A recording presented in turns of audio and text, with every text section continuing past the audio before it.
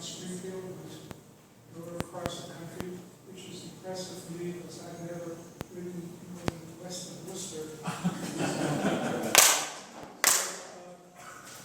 St. John's going to take over, and I hope this is an adventure for everyone here. We mentioned that John generously provided all of the press this evening. Yes.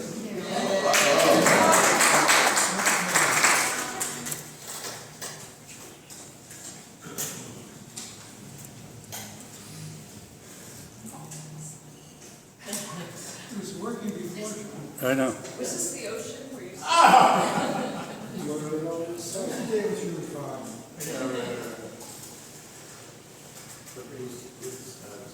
Oh, okay, there we go. Okay, this is the Charles River Wheelers Lecture Series, 2019, I think it is. I'm John Springfield. I've been a club member since 1973 when I moved to this area. I'm originally from the Detroit area. Before I start talking about the trip, though, across country, I have another story I have to tell you first. It goes back to 1964 when I took my first 100-mile ride with my buddy Larry.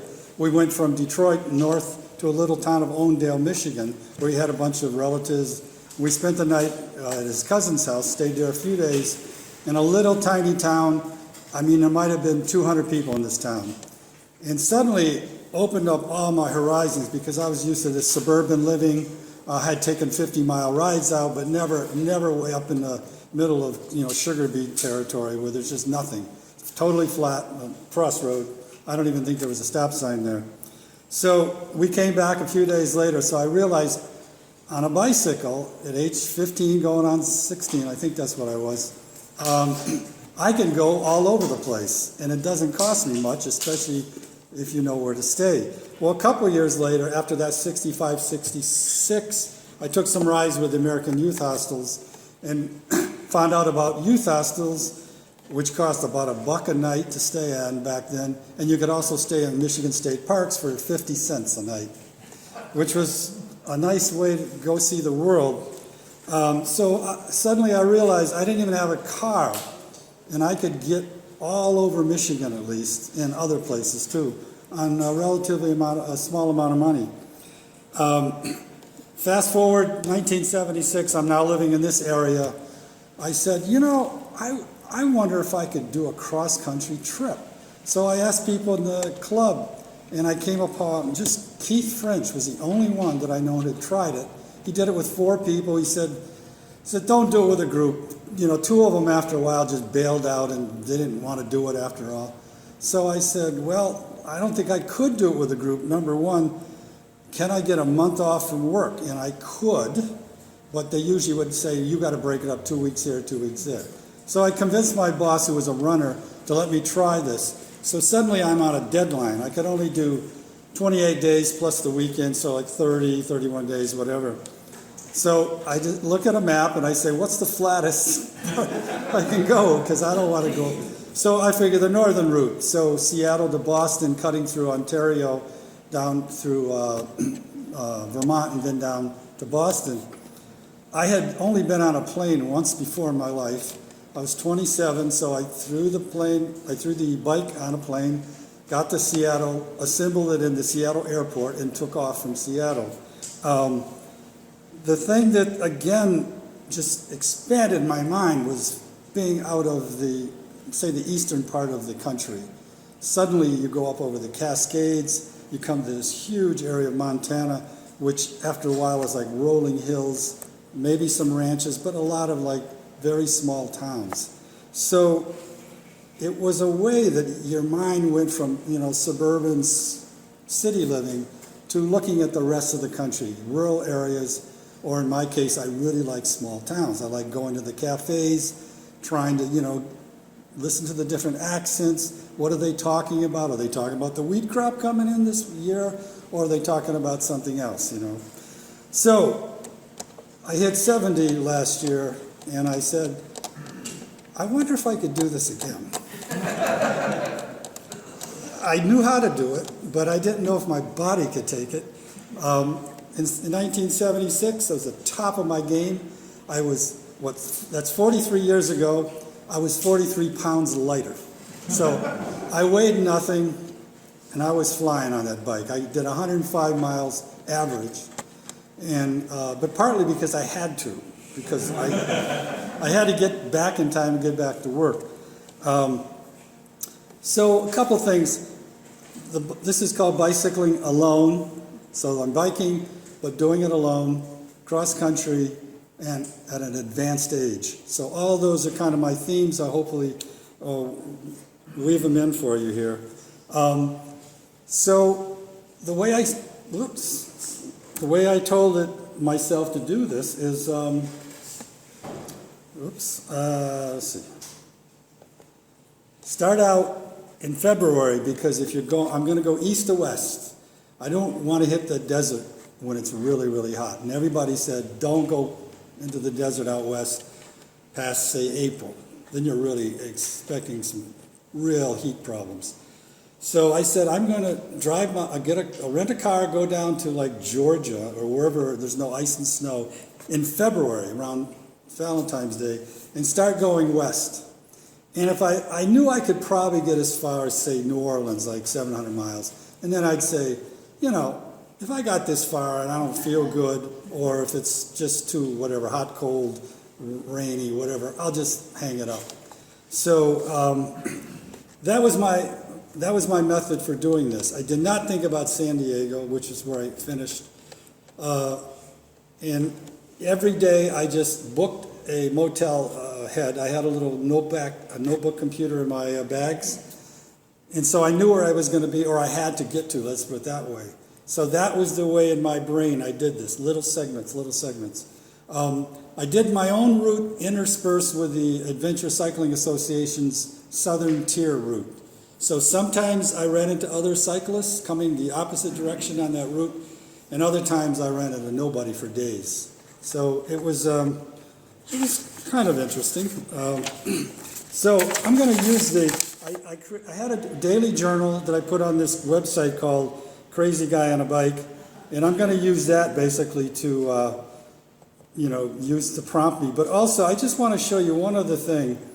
Looking at Google Maps satellite picture of the country.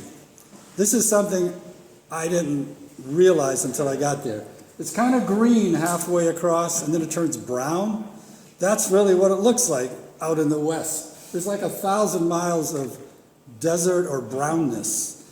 And it was like not an epiphany, but wow, you get used to the browns and not the greens after a while. So if I would have looked ahead and saw how brown it was, I probably wouldn't have gone there. So. Why did I try to go east to west? Because I didn't know if I was going to make it. So I thought if I got to New Orleans, I could still get a rental car fairly easily, throw the bike in a rental car, drive back. If we were out there and I got stuck in the desert, and the other thing is try to find a rental car place out west. Not always that easy. The biggest towns, I went through Austin and I went to El Paso and Phoenix and then San Diego. But between there's a lot of really small towns where they don't even have a cafe sometimes. So I thought if I'm going to bail, I'm going to bail early, and that was in my brain. Now, people say, what about the westerly winds? It turns out I had more winds coming from the east than the west. Might have just been my luck. I was surprised when I went back and looked which way the winds were going on my little blog. It was not that bad, actually. So I'll try to go. You don't want to see every single picture, but here's the first kind of day. And the first day is always interesting because you have no idea how you're going to feel. It was February. I had done a total of 100 miles that whole, January and February here. But there was no snow and no ice, and it was maybe in the 50s or 60s. It was like heaven, right? And it's really flat, this part of Georgia. So I just took off. And, you can see from this elevation, you don't get more than 100 feet or something. It's fairly flat, So the toughest part, though, was getting over this bridge. When I came out of Brunswick, there was this huge bridge I had to get over. And that was a real kind of a killer hill in a way, but there was nobody there really, and it was legal to go over there. It took me over to the Jekyll Island State Park, and so that was probably the biggest hill I had to go over until I got to like Louisiana or something, if you count that stuff. And there's Jekyll Island. There's my bike. It's an old steel 2004 Rivendell Romulus steel lugged bike, room for fenders. And I only carried rear panniers, nothing in front, because I was doing motels. So, it costs a little money, but what else are you going to do at this point in life, right? And then there's me looking off in the distance. Now, here's the local Georgian cuisine. The reason I put this in there, that's what I ate a lot of times when you're in the middle of these little towns. All you have is the gas station, so I call it gas station food. And so you were stuck with that. Sometimes there was a Subway as part of the gas station, other times not. This one, though, to the bicyclists who, you say, oh, what's a good route? Well, this happened to be Bicycle Route 10 in Georgia.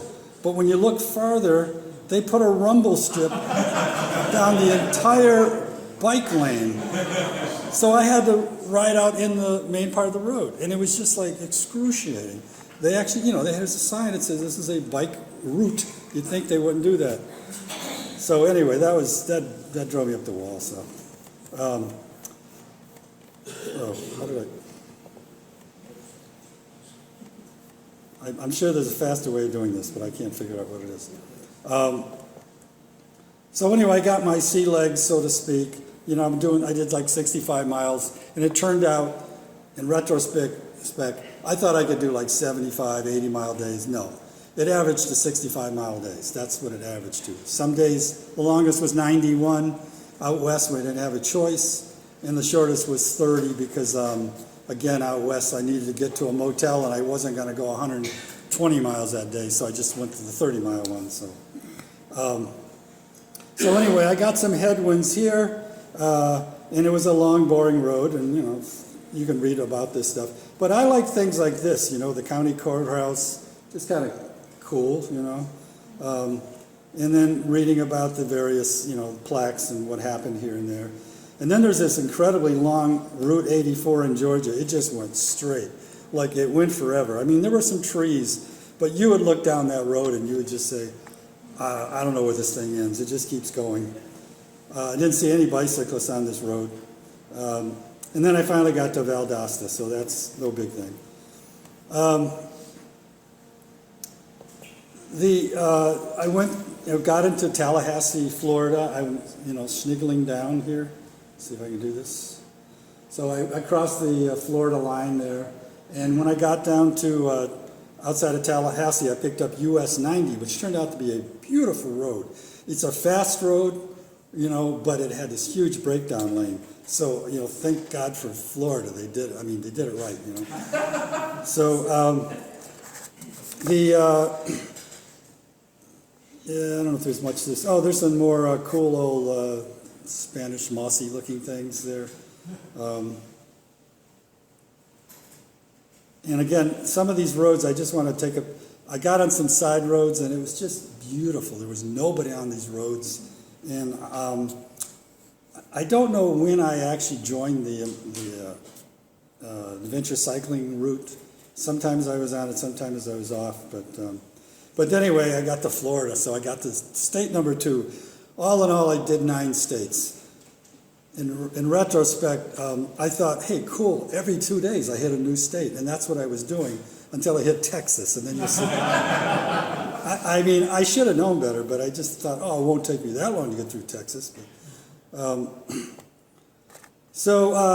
just keep going. There was rain, and I meet these people on the road, which was cool, because you do get a little lonely out there. And there was a guy named Ken. He and his wife were leading a tour. They did it through their church, and they did it every year. They took a bunch of people out on the road. But he says, hey, why don't you stop and have some food? We have a food truck ahead. I said, food truck? He says, yeah. People, we carry all their goods for them on their, nobody carries their camping goods or anything on their bike. And then we have these food trucks. and feed them every 20 or 30 miles. So they gave me free food. And then they said, hey, we got an extra spot. And I says, no, I'd rather, nothing against the group tour, but I want to experience more like the local stuff, not just sit and eat the food truck stuff all the time. But it was cool. I mean, you know, I got people out there on the road, and they were on their way to San Diego, but they were taking longer than I wanted to spend out there. So, more of these neat courthouses and stuff. Anyway, let me go back to. So, let's see. So I'm just again cruising along in Florida here. Panhandle, and I'm on that Route 90 most of the way. Oops. You know what I should do is give you some idea if I make this bigger, and then if I show you, if you look at this from big up above, you would say, there's no way I'm even going to make it to the Panhandle. But if every day you look at this little squiggle on the line, on the map, you say, oh, I can do that. So the idea was to go along the coast, underneath Mobile Bay. There's actually a ferry that goes across the bay, and then keep going, go above New Orleans, maybe through Baton Rouge, and kind of head toward Austin. That was kind of my rough idea of what I was doing. So, again, I'm doing that day I did 73. So I got realistic on how many miles I could do.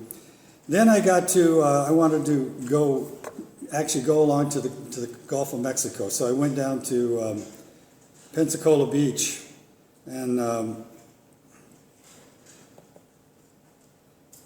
so I got off of, I crossed over I-10. By the way, I-10, I kind of paralleled that across the country. So I went, and it was actually pretty nice, going along the coast there. But it was foggy, and that was something I wasn't quite ready for.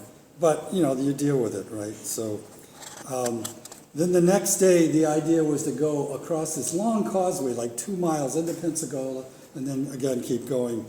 The weird part, too, was sometimes the temperatures got quite cold, and I'm in the south, right?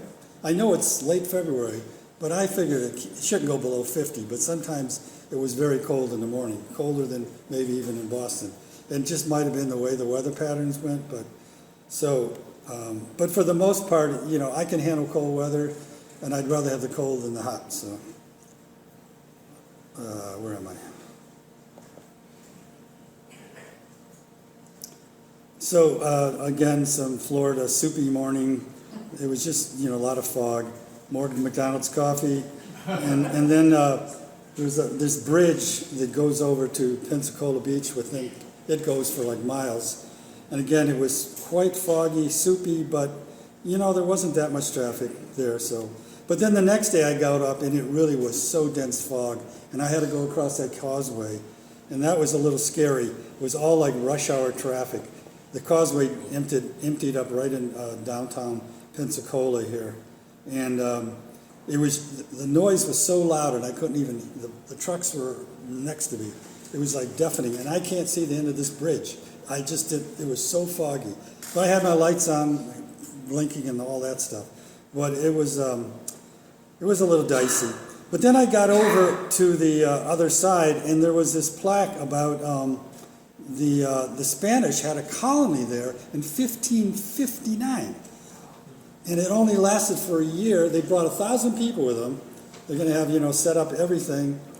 And then a hurricane hit, and it wiped out all their supplies, so they abandoned the area.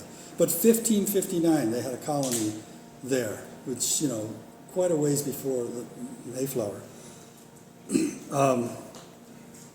So then I finally made it to Alabama. So then state number 3. This is easy.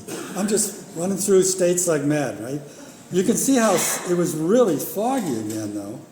And, that's my helmet and, just a lot of fog.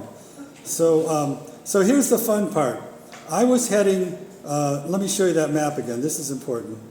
I was heading to go underneath Mobile Bay over there. And there's a little ferry that connects up to another peninsula.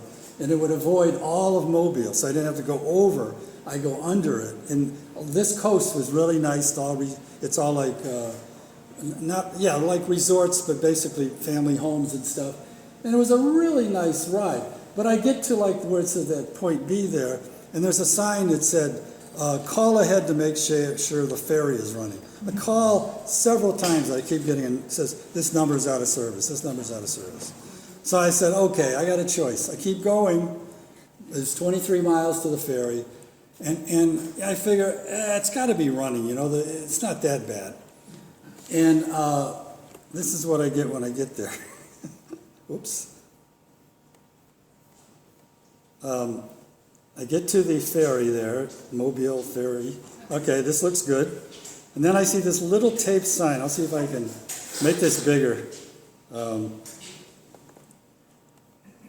That's why I call it my variable. It says, due to dense fog in the Mobile Bay area, we will be closed until further notice. Please drive safe and have a great afternoon. And then it says, for ferry updates, call that same number that it's like nobody's answering it. They keep saying this number doesn't exist, or it's overloaded with phone calls. So now I'm stuck. I had to go back the 23 miles. It turns out there were no motels along that bottom spit of land. And I had to get back to Gulfstream. And then I got a slow leak on the way back. I was feeling just terrible, right?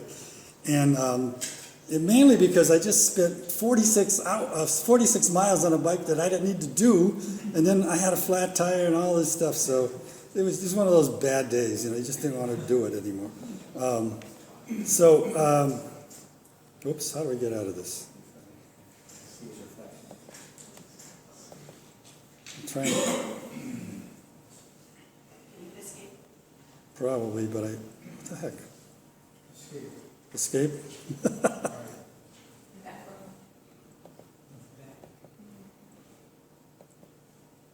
Huh. Backward? Wow, thank you.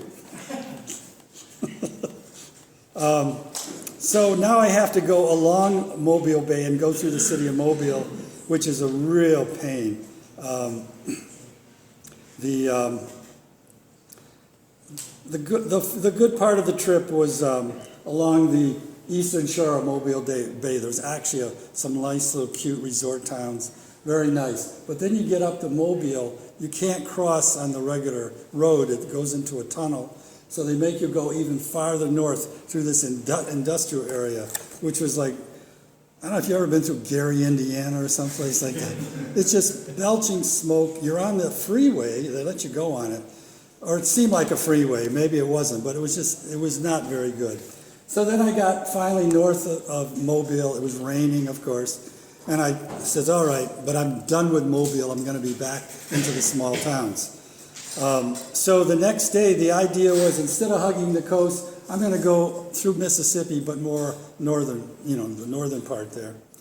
So this is when life interferes. I'm on day 9. I'm feeling pretty good. I actually go into Mississippi. I cross the Mississippi line there. And I'm on this road. It's not too bad, although you notice the rumble strips. I don't know if you can see those. And then welcome to Mississippi with all those S's, and then I realize, every once in a while I stop for lunch. I get to Loosedale, little town. I check my phone, and I got an email or a voice mail from my sister-in-law. My brother is in really bad shape.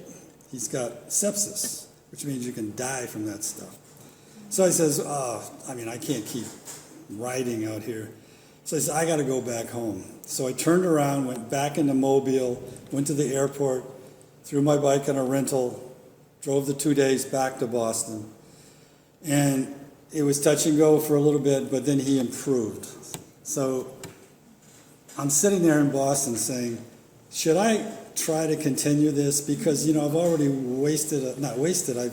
lost time because the desert's going to get hot on me now. But then I said, no, I got to do this. This is like once in a lifetime I'm going to have this chance. So I turned around, like 5 days, 6 days later, drove back to Mobile, dropped the rental at the airport, and jumped back on the bike. So that might have been the hardest thing I did on the trip, was decide to continue it. Because, I'd say, hey, it was a 700-mile trip or whatever I'd done so far. So again, I just went back to Alabama and all that stuff. So then I got to more fog. I decided to forget about going through up in Mississippi, go along the coast. So it was kind of neat, but again, more fog. But it's flat, that's for sure. Look at, there's hardly any elevation gain. It's like 100 feet. Otherwise, it's flat, Then this is my friend US 90. I was on this road for a good chunk all the way across the country. Not all the time, but it was actually a pretty decent road. You had fast trucks and stuff, but at times you'd have a decent breakdown lane. Other times you wouldn't. But it kind of like was my friend. So I went back into Mississippi, and there's a little sign. I love these signs. Jimmy Buffett came from this little town of Singer, not Singer. I forget where it is now. Hold on. It's Pascagoula, Mississippi. It's just kind of neat. If you're in a car, by the way, you probably missed that.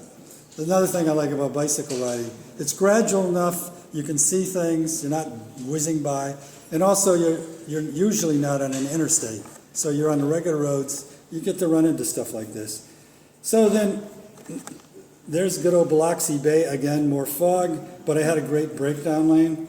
But then some more like mansions and stuff. Oops. Ugh, sorry. Then I'm going along that US 90, and I'm noticing the traffic is heavier and heavier. And I says, it's like Sunday or something. Where's everybody going? And then it dawned on me, it was Mardi Gras week. And so all these little towns in Mississippi, they have celebrations too, And so I got off, and I actually got on this, I guess it's a walkway along the ocean, but there was nobody there because of the overcast. So I rode along that for a little while, just because the traffic was so bad. It's one of the few times that I did get off. But there's the Mississippi Gulf out there, and there's the Waffle House, which is always there.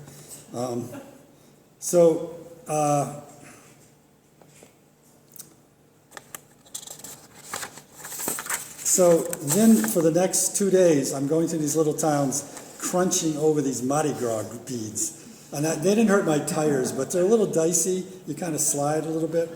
But again, if I would have gone straight through, I would have passed Mardi Gras season, but I didn't, So, so far, it was something cool, wasn't that hard. You go through there's a little town, they just were cleaning up after the Mardi Gras. And again, blues and jazz. And the name of this town was called Pass Christian. That's the name of the town, Pass Christian. And they say, hey, this is where blues and jazz supposedly started, or a good influence on it. John Handy, I don't know if you know John Handy. He was from Pass Christian. And I try to take a picture of all the Mardi Gras beads. You can't really see them, but when you're crunching over, it's really annoying. I mean, in this, I thought this was kind of cute. I don't know what this is. It's just like a little store with this Adolf Burden, not Bourbon, but Burden. Who's Adolf Burden? I don't know. I thought it was pretty cool. Let's see. Oh, all along the way, I'm always looking for places to eat. So by this time, I want some Cajun food or something like that, right? So the problem is there's only so many motels anymore. A lot of the mom and pops have folded. So you're stuck with the Quality Inns and all those places. And they're always next to the Applebee's and all. So where are you going to eat, right? So I ended up calling it, here's my Cajun non-beer. And, I ended up at an Outback Steakhouse. And I was like, I could eat at Outback anywhere, but that was the only place to eat. It's just kind of like, eh. But small towns are just drying up. So I had a little bit of a romance there with small towns and long years, but now you just can't find all those little local places anymore.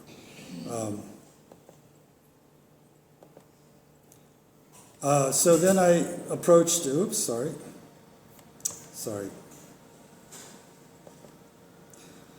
So now I got into Louisiana, and I decided I was going to, I didn't want to go through New Orleans.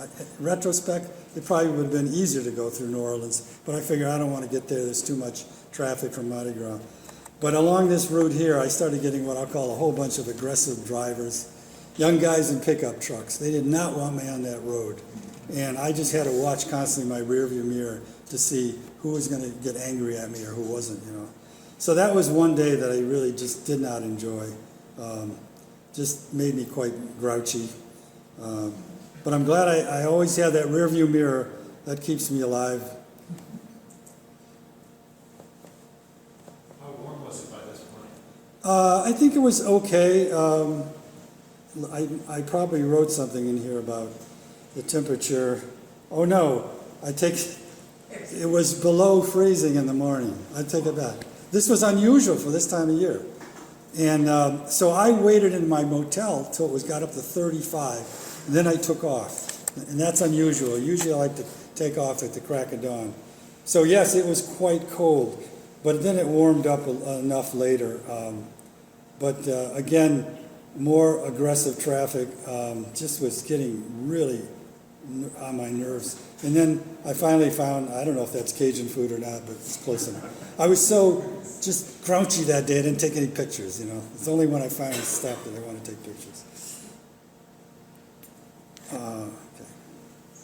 Are you on the adventure cycling route most days? Sometimes I am, sometimes I'm not. Part of it is sometimes their route, there's not that many places to stay. People go on that route, they camp out a lot, and I want a motel. So I can't remember if I'm on the route here or not. I think I am. I think I might be joining it. But okay, yeah. It says I decided to rejoin it. So, and I said the venture cycling route was better because they were not the so-called major roads, although sometimes they're on the major roads. So I actually enjoyed being back off the major roads. I met these two guys from the UK, Paul and Terry, who were going the same direction, but then after that I never saw them again. So, and they had been all over the U.S. They'd taken the northern route, the central route, and they were not having a good time in the south, though. They said, yeah, these roads here are pretty bad. And I said, yeah, I kind of agree. These not too great. So there's good old Highway 61. Now this bridge was a nice bridge. We went across the Mississippi. And that's a hard thing to do, is find a good bridge. A lot of the old bridges are too narrow. And this was on the adventure cycling route because they took, pains to get you across this bridge. Yeah, it was called the James Audubon Bridge. And in a little place called New Roads. And there's my grits. I finally got some grits.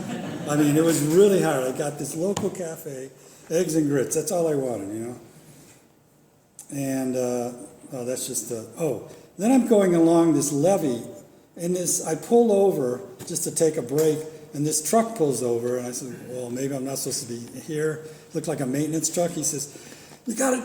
Up ahead, there's a bald eagle's nest up there. And I says, whoa, okay. He says, yeah, as soon as you go down like a mile, you'll see it. It's on some pole out in the middle of this flooded, I think it's an overflow area for the flood waters.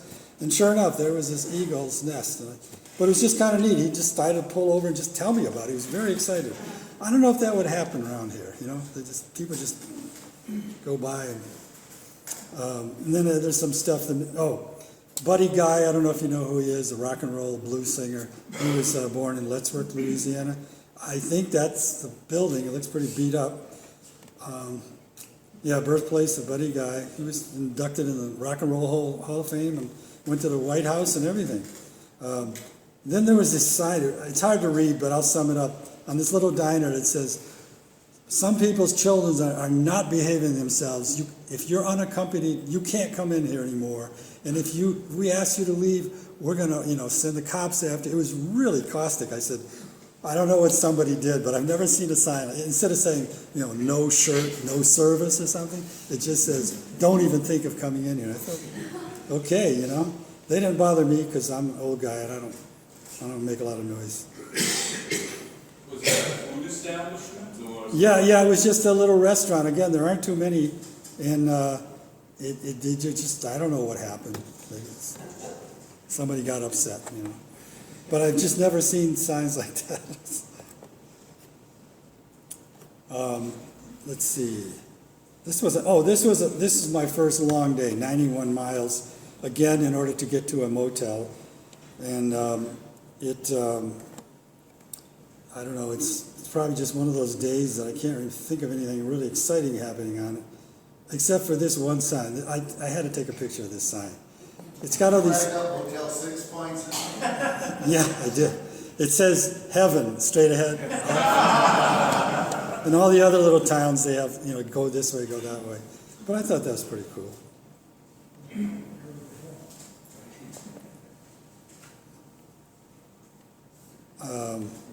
And I think at this point, I was at the 1,000-mile mark. So that was kind of like, wow, I did 1,000 miles. That's pretty cool. I was still feeling pretty good. What the heck am I doing here? I can't get the darn thing to go backwards. Okay. And by the way, I'm now in Texas, made it to Texas. So, by day 16, I was like, every 3 days I'm in a new state. And I thought, hey, this is cool, But I actually wrote on it'll probably take me a week to get across Texas. It's 1,000 miles, at least the route I went. 1,000 miles, so it took me 16 days. And all it was like Texas, Texas, Texas. I mean, it's a great state, and it's got all kinds of different scenery and stuff. But in my brain, I just says, when's New Mexico coming? And it's not going to come. So if you're out there, just tell yourself Texas is going to take a long time to get across. I mean, if I go make this bigger, and you can see that, Texas is quite large. You got to get to El Paso, way over there, and I'm over there, and it's. So while I'm here though, the idea was to go through Austin, and Austin was also going to be the part where I was going to say, this is the last big city for a long time. Am I going to hang it up or not? So I'm just telling you, it would still been a nice ride halfway across the country at Austin. So that's the way I kept myself honed in on. Don't even think of San Diego. It's too far out there. Can I ask you? Yeah. Do you have any care packages sent to you along the route? No. I had a credit card and bought everything. Still paying for it. I wonder, could you give us a little, at some point, I'd love to hear what you took along with you as your... Okay, all right. What I took with me is very, very basic. I only had one pair of shoes. These shoes I'm wearing, I have regular pedals, old-fashioned pedals like when a kid, because my foot has a problem, and I find it was more comfortable to just have regular pedals. I wore full-length stretchy tights all the time, regardless of the weather, which kept all the rain off me. Some people might think it's too hot, but I don't. And I had a riding shirt, 2 riding vests, one with long sleeve, one with cut off. And I had a little skull cap kind of thing. I always, because I'm bald, I don't want to get that heat, the rain or whatever. And I put that underneath the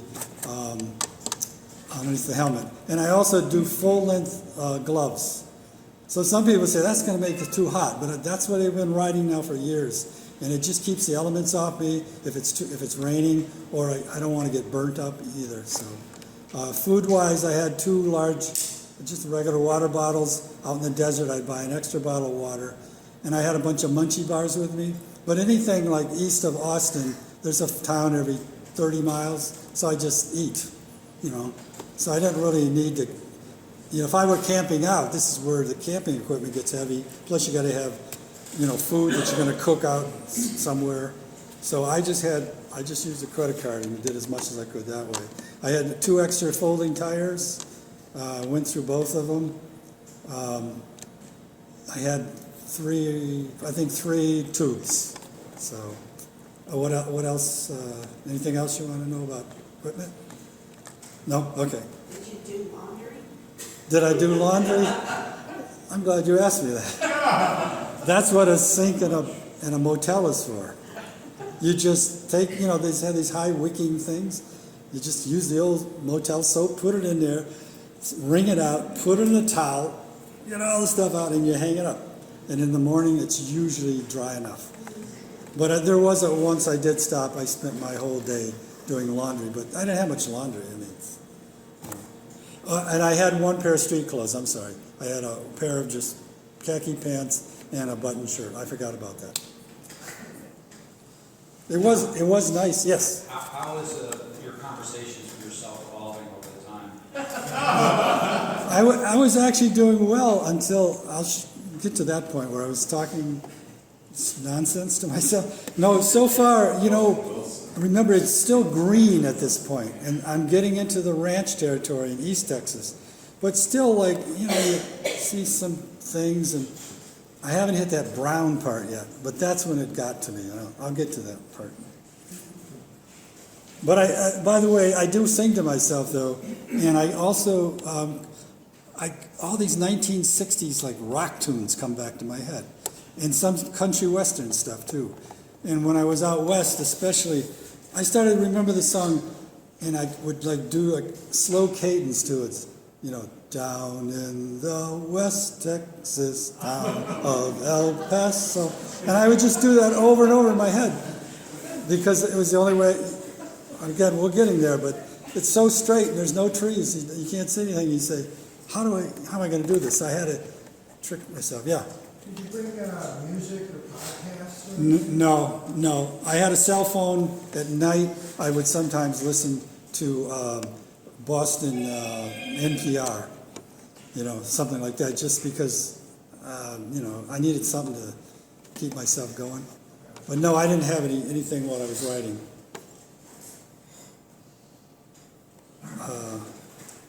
What did you do for navigation? I have road maps, AAA maps, and I had the adventure cycling maps. So when I was on them, and I also, on your cell phone you have maps there.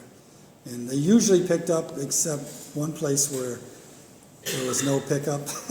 So always have a paper map. That always helps. But also, there's no roads out there anyway. You got choice of 2 major roads. All right. So again, now I'm getting more into ranch territory, and now you can see I'm starting to have some spiky little steep hills, and that's. It's starting to, but then I got this cute little restaurant, I thought that was kind of cute with the kind of like James Dean guy leaning against and for some reason I just thought that the town of Spurger, who would name a town Spurger? But I thought probably there's only one Spurger in the country, and that's in Texas. And then I discovered these Texas back roads. They're numbered, and they're called farm roads or ranch roads, depending on which part of Texas you're in. And they were actually pretty nice, very, very low in traffic. And I started following those. I looked at my maps and said, hey, this gets me where I want to go. So that was kind of a surprise.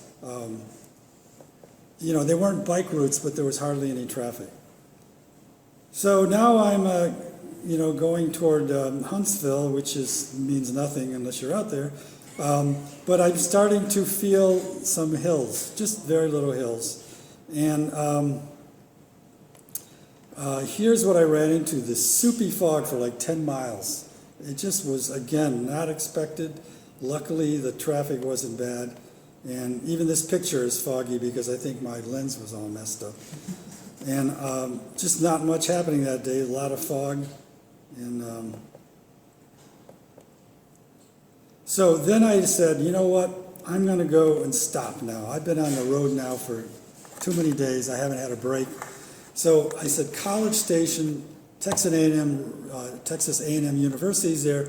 It'll be great, you know. There'll be all these kids walking around, coffee houses and stuff. And so it was just one of those days where you put your head down and just stay on this road and get there. And when I got there, it was during spring break. No kids were there. And I'm in this Quality Inn, which is kind of like outside of where any kind of, like, where you want to walk to or anything.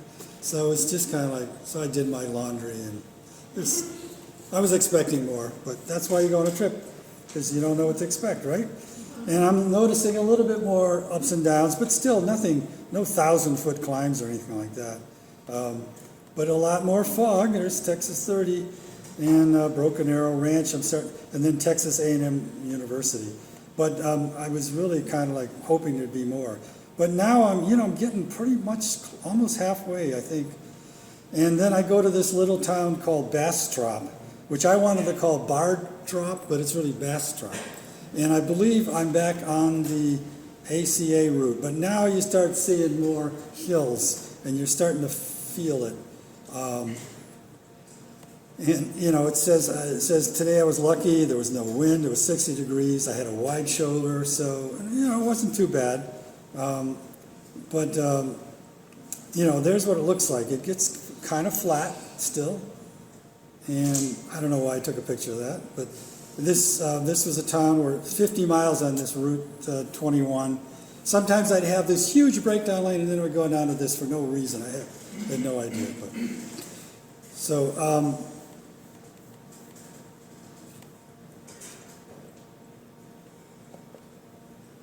So Johnson City, you know, where LBJ is from, that's coming up. So this is when life becomes interesting. I was going on this side of Austin, which is in the middle there. Let me make this bigger. It was ranches and, you know, not too bad. Then I went right through downtown Austin. And then if you look down here, about right here, that's when the hills start. Afterwards, these were killer hills, all very steep. And again, you know, when I started in Georgia, I didn't even think about this far west. This is called Texas Hill Country. And the roads are like this. They're like, you know, the New England just goes up and down, up and down. And so I want to show you this one picture I took. I don't know if it captures the hill thing, but I don't know what that was about. I just thought it was a happy take, you know. So, here's a mural too. This was inside of a big like supermarket. I stopped for some food.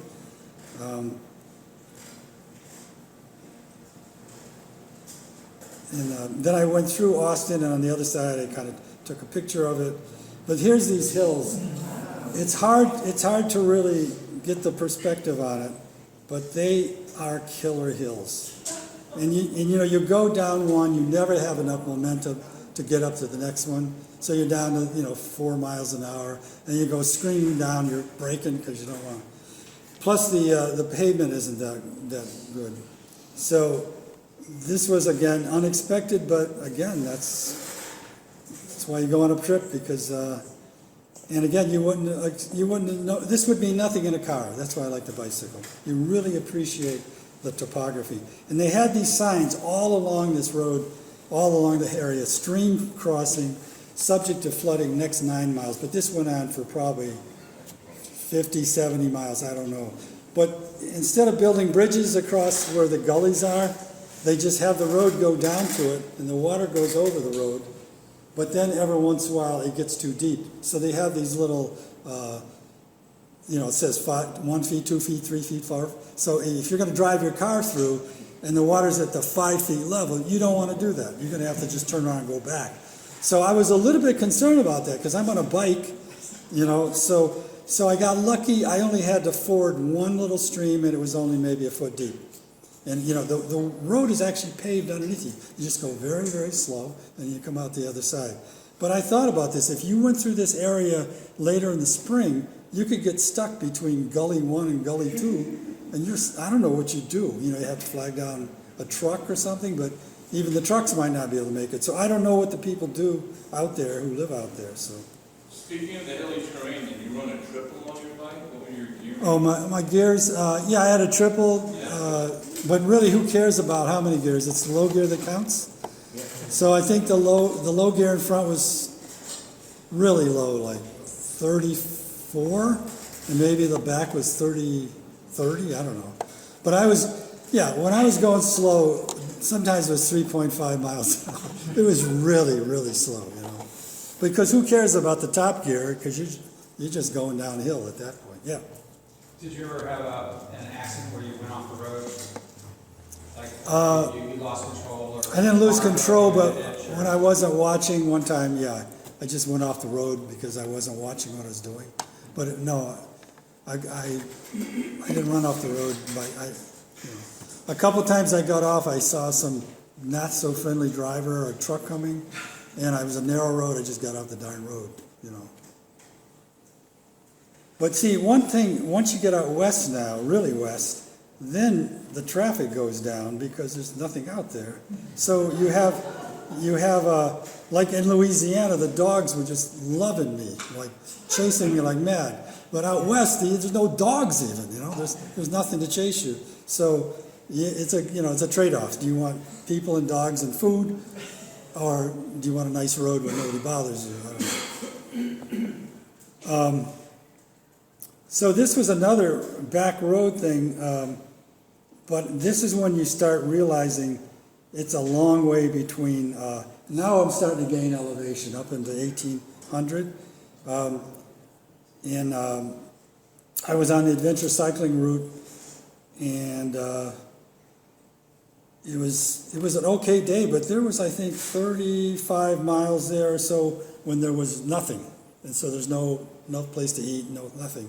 But that's not too bad, because coming up, it would be a lot longer than that. I started out early in the morning at dawn, and, you know, they got this roads, you know, some of them are pretty nice. But here's the neat thing, then I got into this ranch territory, and I'm now on the adventure cycling route. Some of these roads, they're called ranch roads, go right through the ranches. So there's these cattle crossings, that I'll show you one of those. Road.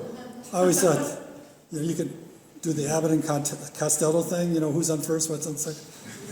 So, where did you rode? I rode on road. Well, no, but where did you rode? I rode, anyway. So, I mean, I just thought that was so cool. Anyway, I want to show you, here it is. I don't know if you can see it. It's a cattle crossing type thing. I ran into quite a few of these. As long as I'm going at a 90-degree angle, I could go slowly across it. I didn't have to walk it. But it does clump a little bit, just go very slow. But I was going right through these ranches. It was just amazing. Like, I said, am I supposed to be on this road? It's not, it looks like dirt, but it's like, kind of a macadam. And I was going by like ranch hands. I said, hi, I guess I can go through here.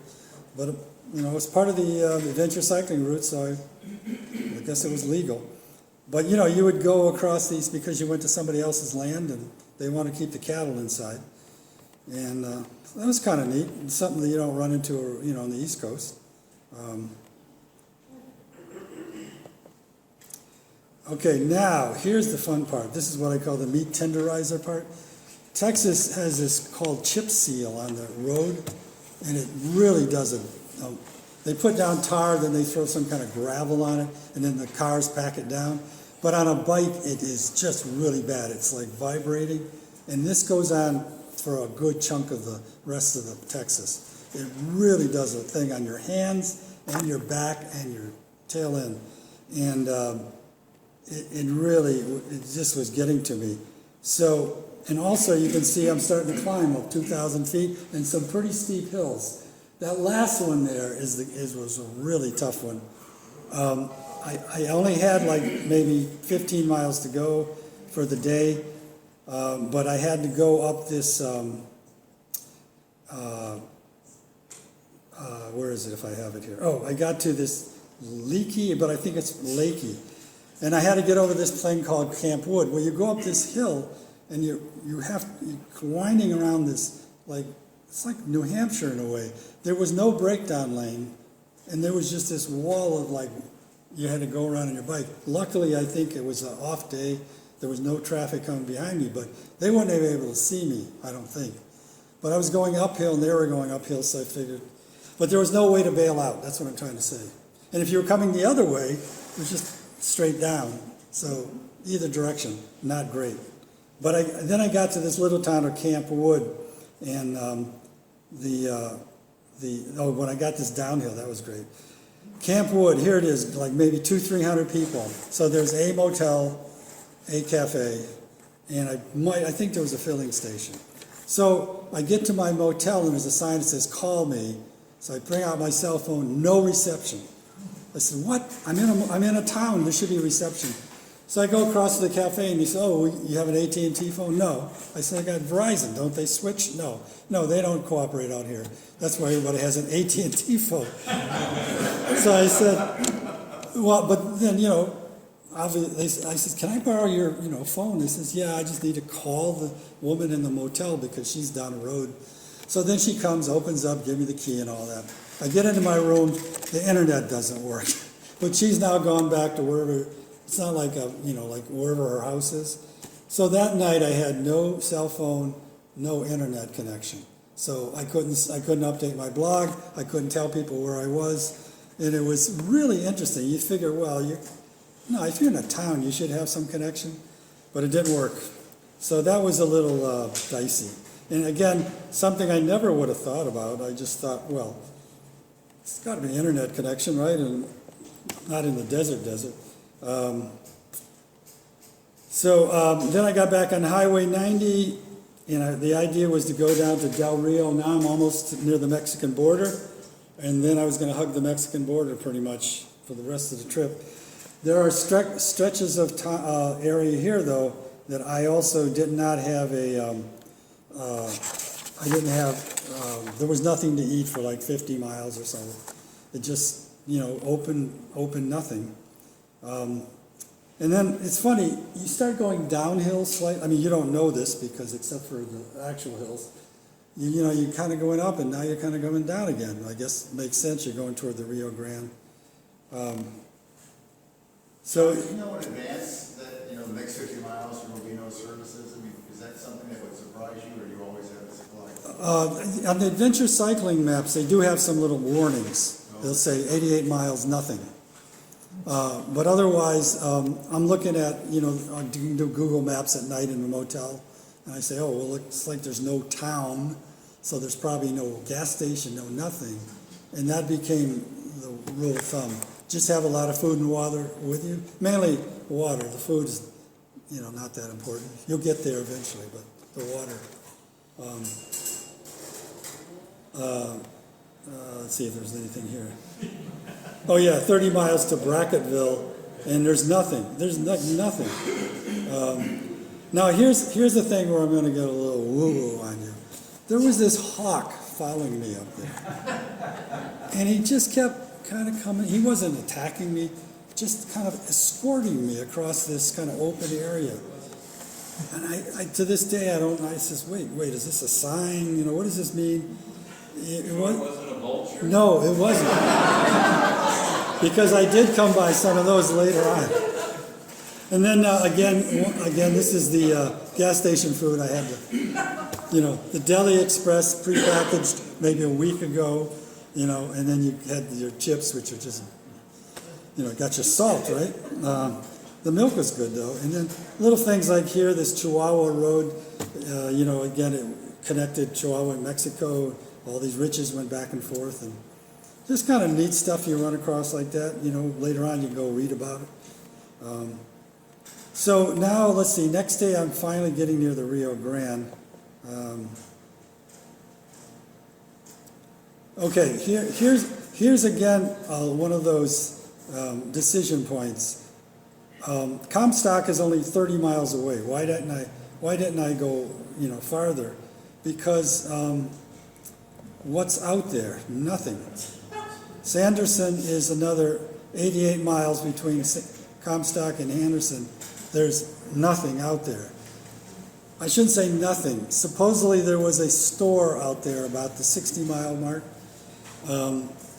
But I was also, so I said I can't go all in one day 120, 30 miles. So I just made it to Comstock. And Comstock was kind of cool because they had the motel and the place to eat right across the street from each other. And it was one of those things again where, you know, it was just everybody knew everybody. And what am I doing wrong again? Somehow I screwed up. Back? Is back work?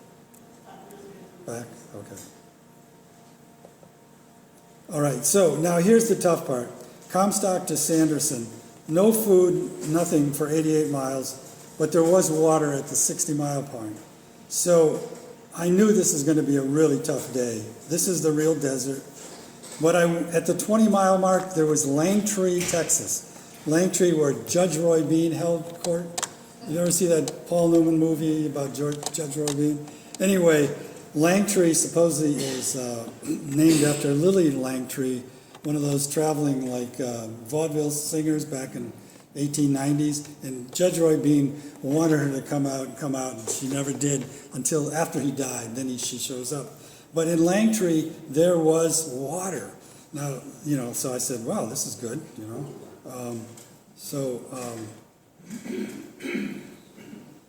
So there was the road, nothing out there on Route 90, nothing out there on Route 9. I mean, there's some kind of mesas or whatever, but, and then this is the thing that talks about Judge Roy Bean. And they had an actual nice, brand new pavilion there, and you could go in and get water, but no food. I was hoping there'd be like a snack machine, nothing. So then outside of Langtree, I got back, I had to just take a small detour, I got back on the main road. And there's this place where some other bicyclists coming the other way says, oh, we stayed there several days ago, but the guy's really flaky, and when he opens it up, and it's next to his grocery store. I go there, there's nobody there, the grocery store is closed. So that was one of those things where if I would have thought I would have been able to make it there, I would have been in really bad shape, because that would have been where I would have stayed. It would have made more sense to do a 60-mile day instead of Comstock. So anyway, I just had to take a picture of it because, you know, so I just kept going and going and going. And then in Dryden, the adventure cycling thing says there's a store there. No store, it closed up. Now I'm running out of water. I've got some problems. You know, it just says there used to be a town here, but not anymore. And there it is, you know. I got like another, I don't know, 20 miles to go, and I maybe got enough water the last 10 miles. And I said, okay, what makes sense? Rationing in it or just drinking it as usual and then hope that you don't dehydrate for the last 10 miles. So that's what I did. So there it is. It just keeps going and going, 90 west. So I finally made it to the town of Sanderson. It was the longest, really kind of scary day in the sense my body was okay. I recovered from it, but it was one of those things where, you know, don't trust anything. You know, like somebody says there's a place open, it wasn't open.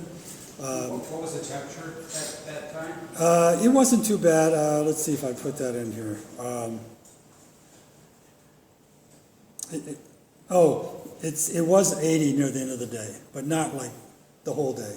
You went 10 miles with no water. Yeah, 8, 9, 10, I don't know.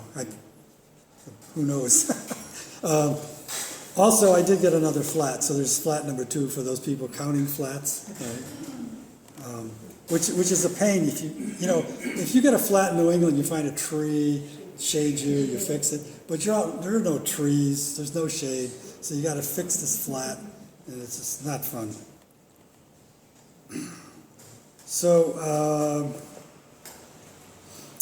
So this is where I call it the bike man. I heard about a bicycle shop in this next town called Alpine, and this was also a long day, 86 miles. But I'd run out of, basically only had one tube left, and my tire was getting really bald in the back. So I said, I got to find a place. So I forget, it was on the Adventure Cycling says there's a bike shop. So I called the guy, and he says, yeah, come on by. And I thought I wouldn't make it, but I got a tailwind at the last minute. Again, a nice easterly wind again. And I made it to his shop right as he's closing. He says, yeah, I think I can put a fatter tire on your back. So I went the next morning.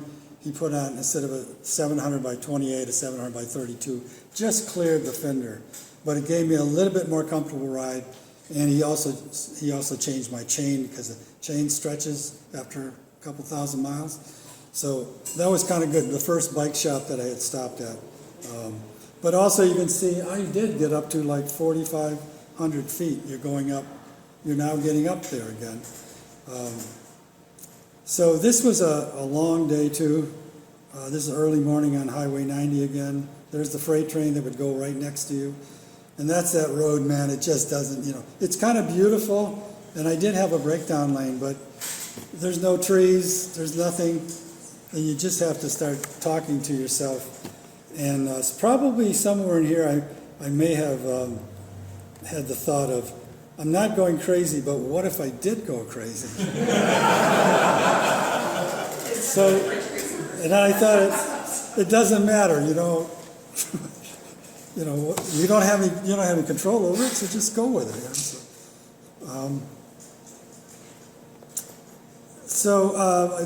Then this is where it becomes interesting. I'd heard about this town called Marfa, which is full of all these art, desert art kind of things. It's an old town that was kind of on its skids, and some rich guy came in and started doing this art thing there, and other artists came in, and now it's full of all these creative artists. So you get them outside of Marfa, though. You go through this area. By the way, I'm up to 5,000 feet there, but then I got that nice downhill for 10 miles or something. In Marfa, I got to show you some of these pictures. I stayed there for a little while. But that's when I left Alpine. Some nice big clouds there, just kind of beautiful. They have this area called the Marfa Lights where people think there's all, is it UFOs or whatever was there. So I had to stop and check it out. Somebody erected this thing, and I don't know. But then I got to Marfa, and I checked in this motel, and they have this some faux skin rug on the, I don't know, I just thought, okay. But then I had time, and I walked around the town, and okay, there's the city hall or something, and that looks kind of okay. But then you get to these other little things that are like this car. It's just sitting there, and I think it's art. I guess it is. And there was other things like that where there's this guy that looks like he's saying boo. And so Marfa's, again, in the middle of the West Texas desert. And then the next day it even gets more interesting. I was not expecting this, literally in the middle of the desert. This is 74 miles again, no services, and I mean nothing. There wasn't not a store, there was no water, there was nothing. But I knew it, and since I had gone through basically this before, I knew to have a lot of extra water. But, and dig this, I started out at almost 4,900 or whatever, and I'm down to sea level.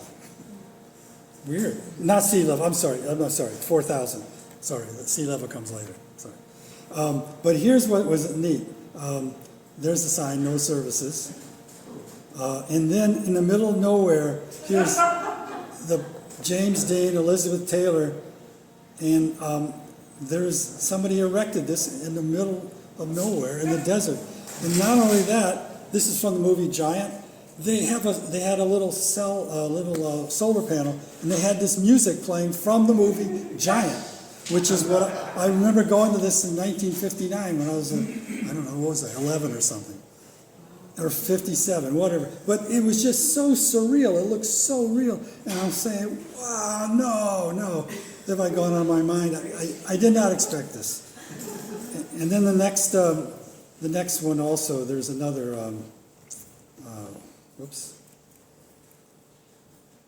Yeah, there's Rock, I think this is Rock Hudson in the car there. And this is all just backdrop stuff. It's not real. And then I just wanted to show you this. Along this road, they had these picnic areas, no shade, and no water. But I stopped because you got to stop every once in a while. I had, munchie bars and food with me and water. But that was it. I mean, it's just like, wow. I mean, you think there's maybe some mountains over there, but... and then you come across the product.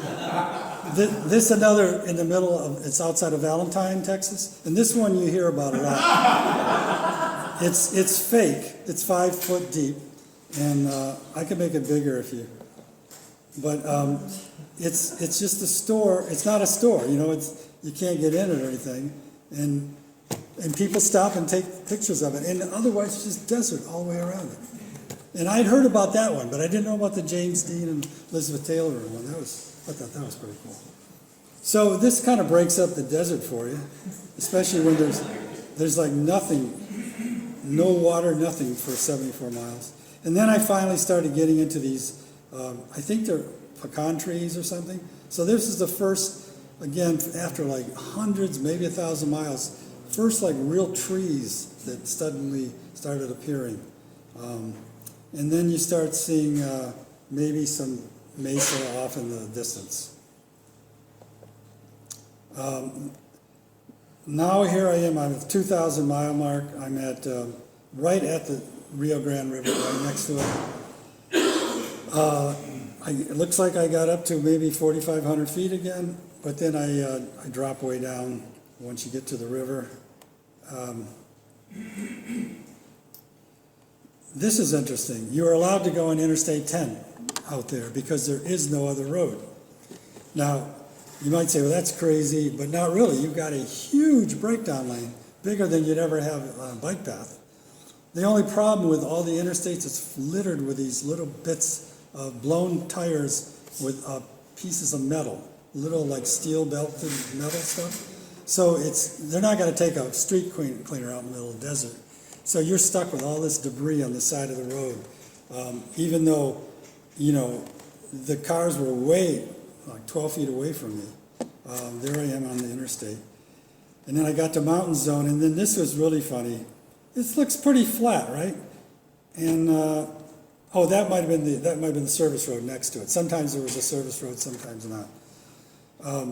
But the weird thing is, and I think it's on the next page, I finally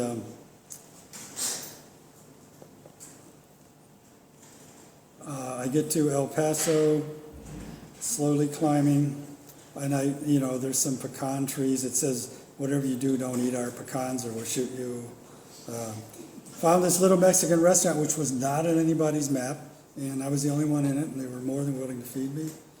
Then I get to El Paso, and this was kind of a culture shock, because it's a huge city. I mean, like the size of Boston, I think. And so after being like with no water, no nothing, and then now it's every, strip mall, Jiffy Lube, Applebee's, it's like almost too much. So I'm getting through there. But now I was almost into New Mexico. And this was like, wow, I finally got out of New Mexico, out of Texas. And I'm hugging the border, right next to the Mexican border. And I'm going toward this little town called Columbus, which has nothing there except a motel. And on this road for 50 miles, I hardly saw anybody. There was a handful of like border trucks and stuff, but nothing.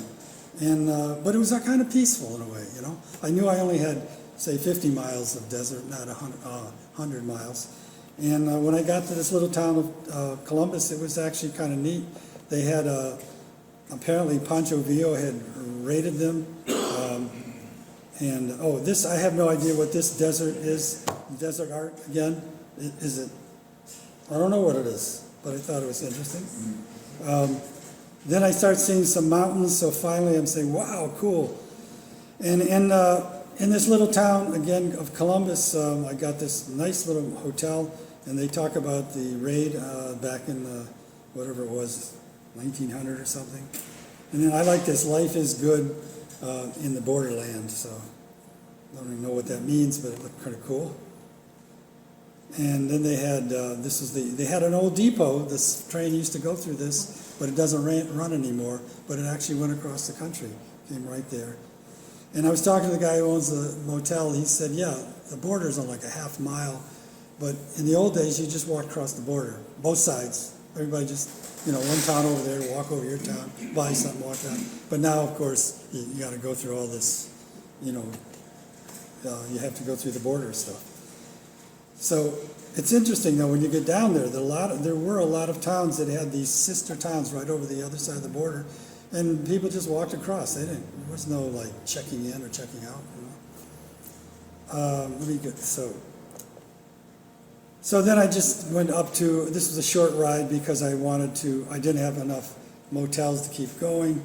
I'll just skip over this, although it was pretty interesting because I had a slight gain again, keep going up.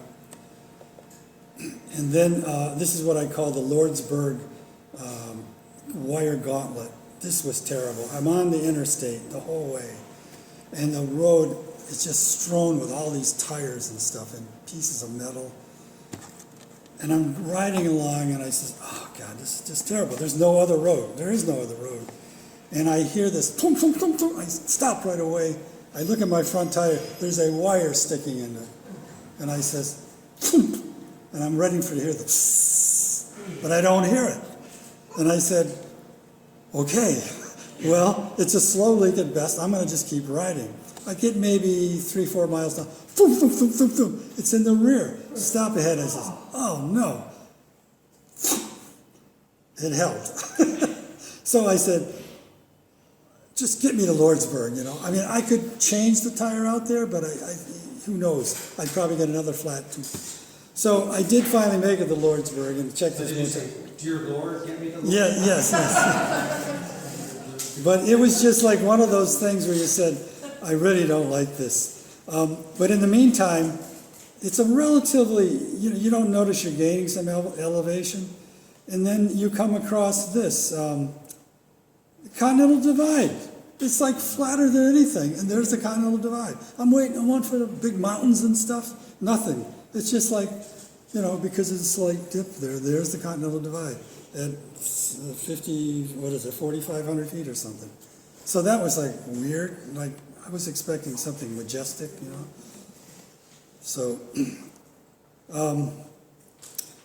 again, then I've got to go to, I'm finally making it into New Mexico, but it looks like I got some wind that day. Again, some climbing, but then the last part downhill. Starting to look, I like the scenery more. You get to see the mountains out in there, and I got to see Arizona. So then things like great things take time to grow. I thought that was cool. And just more pictures of the road. This was pretty cool though. The mountains with the ice. This first time that I seen the mountains that had snow in them. So I don't know how those must have been say over 6,000 feet. Maybe higher. And I was trying to avoid those too.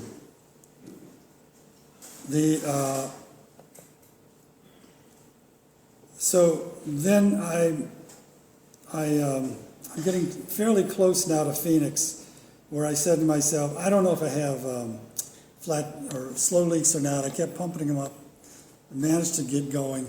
And so the idea was get to Phoenix. I had a friend from high school. Called him up. He says, I'd like to see you, but I'm leaving town that day or something. I'm going to Portland, Oregon or something. So I never got to see him. But this part through going up to Globe, though, was interesting.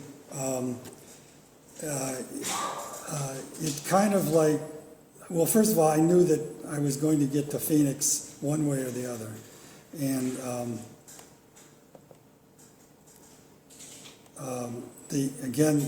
I started seeing agriculture for the first time since East Texas, so this was something new, not just desert but agriculture. And I went through I think it was Apache area, and they built this whole pavilion. And I had this dog. I sat down. There was 3 dogs who came up to me. They didn't bark at me. They were just begging for food, and I kind of felt sorry for them. But I wanted my food too, so. Just some more mountains and stuff. So I'm almost getting to the end. This one area I had to go through, it was Sunday morning. It's kind of dicey, but I started gaining this elevation before I got to Phoenix, and for some reason it just was really neat. Then I got to go downhill. And then there was this big thing I had to go across bridge, and that was kind of dicey because there was not much of a breakdown lane. But not shown here was a tunnel that people have warned me about. It goes for maybe 1/3 of a mile, I don't know, and there is no breakdown lane. So you gotta, I had lights, I put them on, I looked back, and I just went as fast as I could through this tunnel. And I managed to get through without any traffic coming behind me. There was a car that went the other way. But people have told me about that. You may not want to go that way. In fact, Adventure Cycling did their route up to a 6,000-foot mountain to get around the tunnel. And I says, no, I don't want any mountains like that. I'll take the tunnel. And I got lucky. I think it was during an off day or something. Getting through Phoenix was just like, boring. But actually, the roads were wide. It wasn't that bad. But the other thing was, once I got through Phoenix, then I started seeing signs that says Los Angeles, only 300 and some odd miles. Now I knew I made it, because it's only 300 miles now, right? Of course, there's a mountain range in the way. Anyway, we're almost there. The more, climbing, blah, blah, blah, blah, blah. I got the wind at my back. I went to this little town called Salome, and people told me that there's a really beat up place to stay. Don't stay there. I checked in. Oh, here's my sign, Los Angeles. But I checked in anyway, and it turns out they had just gutted the place and redone it. And it was one of the best motels I'd ever stayed. Where other people said, don't go to that place, it's a dump. Well, it might have been. So you never know, right? And it was actually pretty cheap, and they had a cafe right next door. So in the morning, I sat there, and all the old guys, which were probably younger than me, they all came there for their coffee, and I sat over there because, but they were just there as like a fixture every morning, and then they fed me because I was there too. Now I'm entering California, and I go into the Imperial Valley, basically, and you start losing altitude. But you see signs like this, blowing dust area, and I ran into some cyclists that said, you're going to hit these 40-mile headwinds. Don't, really be prepared for it. They really freaked me out. I thought, this is not good. And it turns out, there's the California line. It's a walkway next to a major road, so you can bike it or walk it.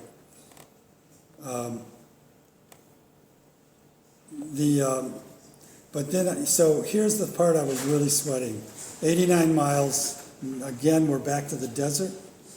And according to all the adventure cycling, there's no place to eat, blah, blah, blah, blah, blah. Turns out that wasn't true.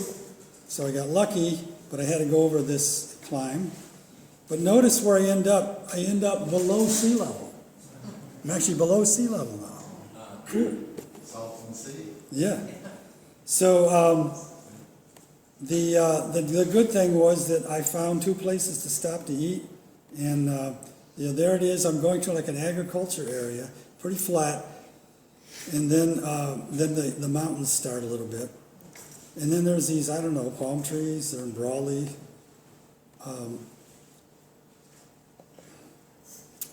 So this is the second last day, probably one of the most trying days I had on the whole trip. It's flat for the first 40 miles. But the roads are just terrible, including this one section that right along this area here. It parallels the Interstate 8, but they won't let you take your bike on it. And it is so bad. I have never been on a road where I was shaking like this, just bouncing all over the place. I thought my rear wheels would collapse with all that banging on the spokes, but somehow I made it. So it was flat, and then you end up. What did I just do? Okay. This is the. I went back one more. Sorry.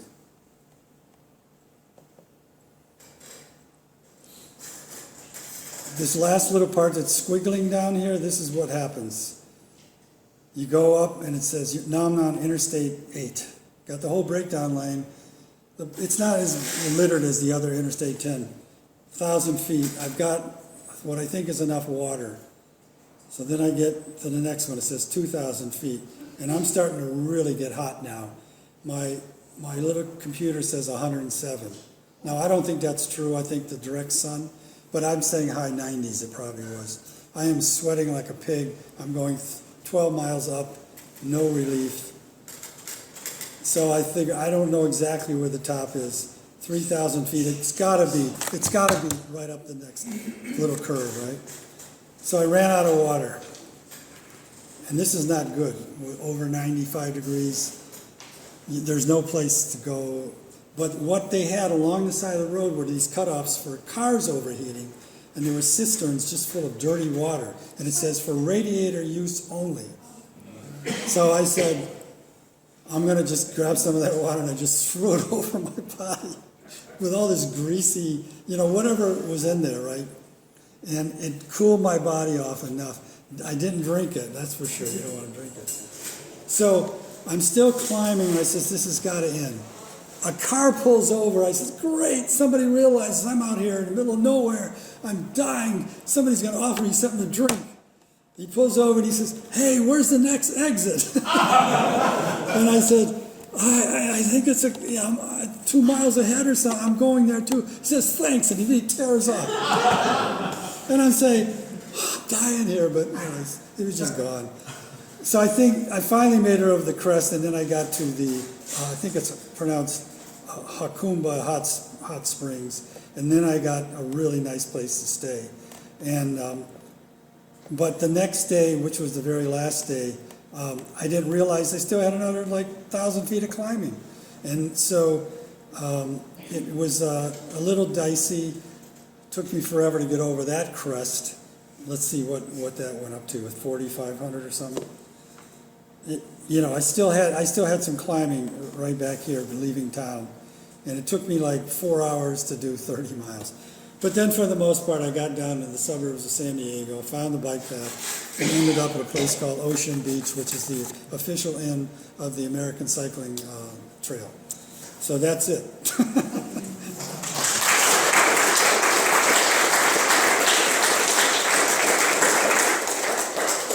Question in the back? Hey, John, Yeah. what was the weight of your bike and the bangers and all that? What was the weight of my bike? The bike and the subject there. I don't really know. The bike, what does the bike weigh? 25, 30 pounds? Maybe the panniers, 25, 30? I don't know. I did as light as I could. The big problem is me. 40 years ago, I was 40 pounds lighter. So it's think about it, I'm carrying 2 bicycles on my back. If I would have just lost some weight. By the way, I lost no weight on the trip because I was eating all the time. And I mean junk food, anything I could get my hands on. Was there another question? Yeah. Yeah, you and I are about the same age, so did you sometimes wake up saying, I'm tired, I don't even feel like doing an easy 50-mile day today? Did you feel, compared to when you did it in 76, what were the physical aspects that you noticed that had changed? Yeah, there were a few days where getting out of bed was a little dicey because I was getting nauseous in the morning. This happened several times, but I don't know why. And then I get on the bike and I was fine. Especially out in the desert, there was times when I'm just saying, what's the point? The desert just keeps going and going and going, and But then you'd run into that, Marfa thing. Say, okay, is this a sign? Maybe there's more desert art or something. But no, it's a mind game. It's a mind game, that's for sure. Yes. So I have 2 questions. One is, how many days did you take off the bike? Did you take any rest days? Yeah, there was one at College Station, and then one in Phoenix. And before that, except for when I had to get home to see my brother, that was almost 6 days, I think. Yeah. 2 days to get home, 2 days to get back. So there were a few short days, I had a short day of 30 miles, and then I had the afternoon to, do my clothes and stuff like that. So it depends how you look at it. And the other question is, how many hours a day were you actually riding? Well, again, I think an average 65, and I would say to myself, just do, if it's 60 miles, take 6 hours, including stops. So one day, though, that 90-mile day with the headwind near the end, I think it took me 10 and a half hours or something. It just depended on the day. And I was very lucky. I got a lot of winds tailwinds instead of headwinds is what everyone told me I was going to get. And that one group of riders just said, 3 days ago we went through the worst winds ever, but we were with the wind. We watched the people going the other direction, dying on the side of the road. And turns out by the time I got there, it was negligible winds. Yep. Seeing that it was such a long trip and so many miles involved in your traveling by yourself, Yeah. was there ever a time that you felt uneasy or unsafe during your trip? No, I've never felt unsafe. There was the kids in the You trip. ever felt a situation of being isolated somewhere put you at risk? No, but I was worried about the pickup trucks in Louisiana because they were just like yahoos. A bunch of kids big in trucks with these huge. They all had these mufflers on that made them sound a lot bigger. Inside the mirror. And then some of them would scream at you, some of them would honk. I was more worried about stupidity than intentional. Somebody going to hurt me. Yes. How many days out did you plan where you were going to be staying? Each night I would look at my little computer and see where the motels were, and then calculate like 70-mile days, but sometimes the motel was 90 or sometimes it was 30. So, and I'd book the motel so that I knew I had someplace to stay. I met some people coming the other direction who were camping out, young people, camping out in the desert because they were, one guy from Switzerland, he's a young guy, didn't have much money. He just had all this camping equipment and he didn't pay anything to stay anywhere because just camped in wherever he could. Some people stopped in RV places, and then most people would do a motel every once in a while because you just need to wash up and feel like a human being. But the motels helped me because I had a nice bed every night, usually air conditioning, not always, but usually, and you could turn on the stupid TV to watch whatever was on TV. And also, I had a routine, I should say this, every night when I check in, I jumped in the shower, fall asleep, wake up 6 o'clock, and then I would go eat, come back from eating, and then I would update my journal. And by that time at night, pretty much ready to fall asleep. And I would listen sometimes to the radio on my cell phone. Yep. Did you keep track of how much the whole trip cost? Yeah, how much did it cost? I always say this, it's $1 a mile, no matter where you go. So, if you're going to eat so much food and all that, so yeah, it cost me a bundle. I mean, I would have never afforded this in 1976, although back then I think by the 10th day, I quit camping, and I mailed all my camping stuff back from somewhere in North Dakota or something, because I just realized the bugs were eating me alive. My back was hard, camping. So, but I remember back in 76, you'd get a motel sometimes for $15, and usually no more than 20. So that didn't cost much, even though, depending how you look at life. So the highest motel I paid $135 because there was nothing, I had to pay it. Another place was $50. There was no difference in their quality. It's just a question of where they were at. Yes? Have you heard of warm showers? Have I heard of warm showers? Yeah. I didn't use it because I'm a grouch. I just want to go to bed at night. I don't want to talk to anybody. No, I mean, I was thinking about it, but, it's their house. You're going to stay with them for free. They're going to get up when they want to get up. I want to get up to crack of dawn, be on the road. And, they might want to talk to 9:30, and I'm itching. I want to get going. So, but no, warm showers, and what's the other one? Couch surfing? Yeah. Those are all good things. I just knew for me it wouldn't work. I needed to, I had my rhythm, so. Yep. How should you keep in touch with your family and keep them from worrying about your 70-year-old father on the road? Well, they could read my blog at night, right? And then they convinced me when I was lost that time, and they didn't know where I was because no internet connection, no nothing, to get on that, what's it called? Find a friend. find a friend. So then they started tracking me across the country. And I hear that my two grandchildren were cheering as I got closer and closer to the ocean, right? Yeah. Three grandchildren. Oh, there's three. Oh. Well, I mean, one's this. Yes, you.